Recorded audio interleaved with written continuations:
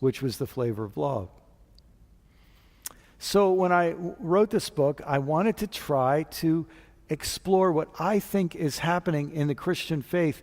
It's happening here in the United States, but I've had the chance, I've been in about only maybe 40, 45 countries, something like that, but I've been in a lot of places around the world, and I've seen this happening in so many different places in different ways, where people are saying, we focused on the can, we focused on the packaging, we focused on the box, and we've not paid enough attention to the contents, to what really it's supposed to be about.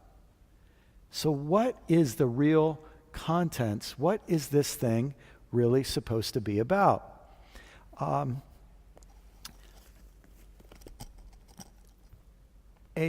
Pharisee came to Jesus and said, "Good teacher, what is the greatest commandment?"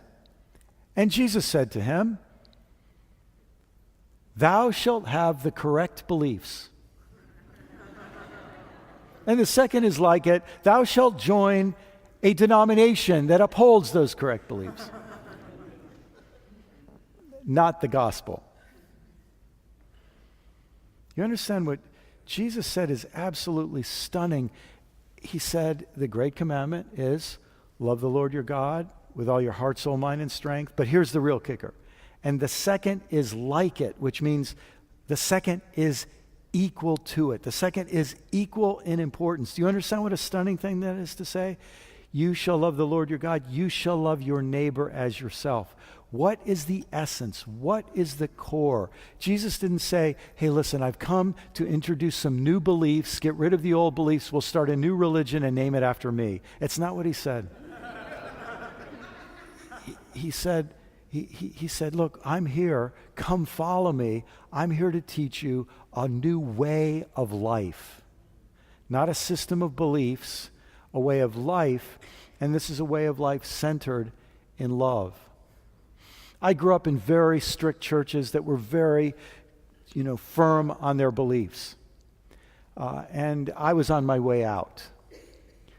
But through two things, through a very powerful spiritual experience that I had, and through a friend, my life was changed in a positive direction. And the friend really introduced me to Christian faith, not as a system of beliefs, but as a way of life. I'll tell you how it happened. He was a youth leader, and I was not interested in any kind of youth groups or anything. Like I say, I'm on my way out of this whole thing. He asked me to come on a retreat. And so I'd never been on a retreat before. I didn't even know what that was. It sounded like we were going to war or something, but he told me, no, we go away to this camp, and we have a lot of games, and it's a lot of fun. So I thought, okay, I'll try this out. So I go... arrive at the church where they have these buses, and we're all going to get on buses. And the prettiest girl that I knew was there, and she had her best friend who was a little prettier. And I went and said hi to Debbie, and she introduced me to Ellen, and the three of us, we were together for that whole weekend, and man, I loved retreats. I thought, man, this is great. I want to be part of this youth group if this is what it's about.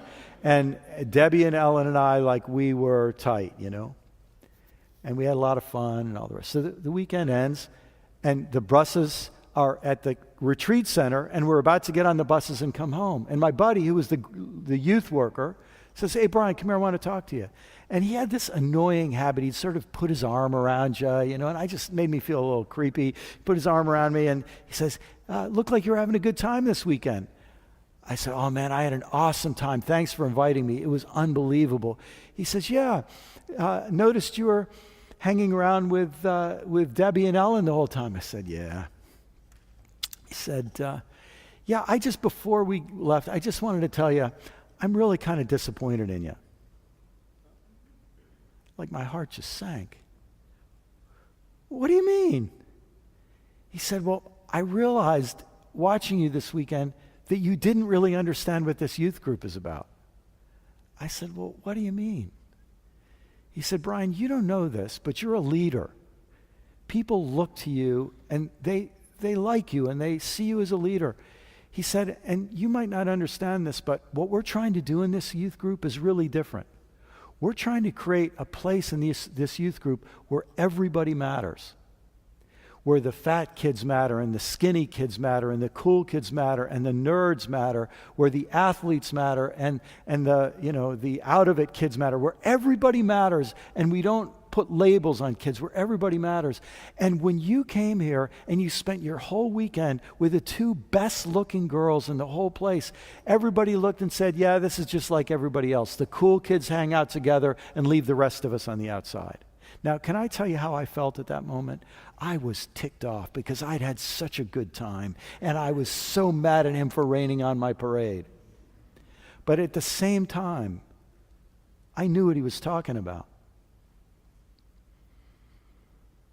I knew what he was talking about. And I didn't say anything, even though I was sort of gritting my teeth and I was angry. But I thought, he's right. We need places in this world where everybody matters. We need places where everybody's loved. And so something happened between then and when I made my way to the two buses. And there was a split second. It was just a split second. And Ellen and Debbie got on the first bus, and I got on the second bus. And I remember standing at the front of the long row of benches in the bus, and I looked and I said, who's the loneliest kid on this bus? And I went and said, I'm going to sit next to that person. In a funny way, there was no big theology thing going on at that moment. That's almost when I think maybe I became a Christian. Because at that moment, I got that this is about love. This is nothing wrong with Debbie and Ellen. This is about me. Why am I here? What's this about? Does that make sense? Oh, and in a way, what my youth group leader did for me is he challenged me to think about what it means to be a Christian as a way of life, which is the way of love. There's a really, really famous passage in the New Testament that everybody reads at weddings. You know the passage I'm talking about, 1 Corinthians 13. I don't want to read 1 Corinthians 13. I hope you will read it later if you've never read it. It's not just for weddings anymore. It's actually for life. It's for families, and it's for offices, and it's for churches, and it's for, believe it or not, it's for politics, and it's for all of life. It's about love and how important love is. I want to read you the verse that comes right before that famous passage that nobody ever reads, and the one that comes right after that passage that nobody ever reads. Here's the one that comes before. And now I will show you the most excellent way. That little three-letter word, way. I will show you the most excellent way. And then he starts talking about love. He talks about love for a bunch of verses and says a lot of beautiful and poetic and challenging things. And then when he's done, here's what he says. Follow the way of love. I will show you the most excellent way. Follow the way of love. So, brothers and sisters, what it strikes me when you're thinking about the power of one, the power of one person with love in his or her heart is the power to bring about real change in this world. But here's the problem. Our religion, if you call yourself a Christian, if you don't, that's great, God bless you. You probably have good reasons for not doing so.